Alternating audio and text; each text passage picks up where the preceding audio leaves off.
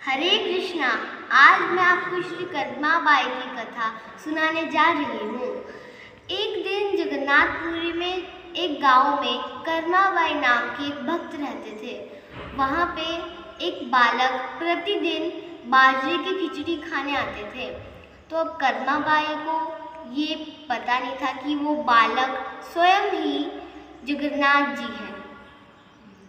तो वो वहाँ पे रोज़ बाजरे की खिचड़ी खाते थे। कई बार श्री कदमाबाई वहाँ पे दातून करते करते खिचड़ी बनाती थी। तो वहाँ पे वो कृष्ण जी उन्होंने रखे थे, उनको भोग लगाती थी, फिर उन बालक को वो देते थे। तो एक दिन क्या हुआ, वहाँ पे एक साधु आए।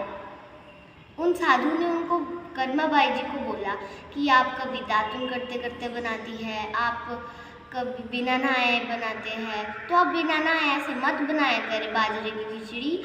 आप नहा के अच्छे से अपने पूरे नियम करके बाजरे की खिचड़ी बनाया करें। फिर कदमाबाई जी ने उनकी बात मान ली और वो फिर नहा के खिचड़ी बनाने लगे। फिर जगन्नाथ जी को बहुत इंतज़ार करना पड़ता था। फिर वो अपने पूरे नियम करके बनाते थे, तो उनको बहुत इंतज़ार करना पड़ता था। तो एक दिन क्या हुआ कि जो जगन्नाथपुरी का मंदिर है, वहाँ पे श्री जगन्नाथ जी, सुभद्रा जी, बलराम जी थे।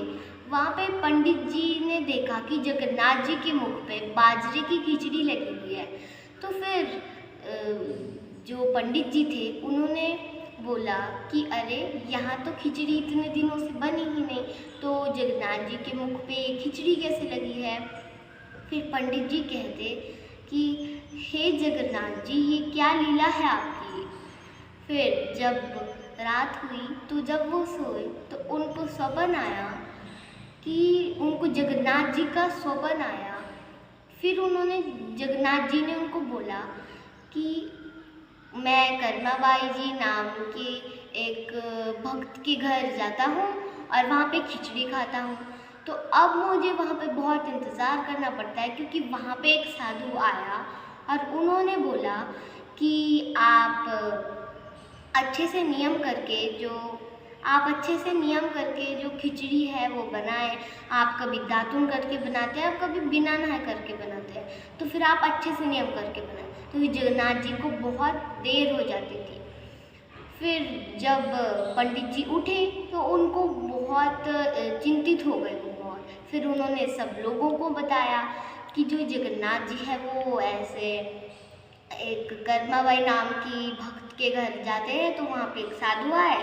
उन्होंने उनको बोला कि आप बिना नहाए खिचड़ी बनाते हैं, तो आप अच्छे से नियम करके बनाएं। फिर वो सब उन साधु को ढूंढने लगे। तो जब उन्होंने उस साधु को ढूंढा, फिर पंडित जी ने उनको कहा कि आप जब कदमाबाई जी के घर गए, वो स्वयं वहाँ पे एक बालक जो है वो स्वयं ही जगन्नाथ जी है, वहाँ पे खाते, तो उनको बहुत इंतज़ार करना पड़ता है। तो आप उनको जाइए और कह दीजिए जो पहले आप बिना नहाए करते थे बनाते थे, आप वैसे ही कीजिए। फिर साधु भी चिंतित हो गए।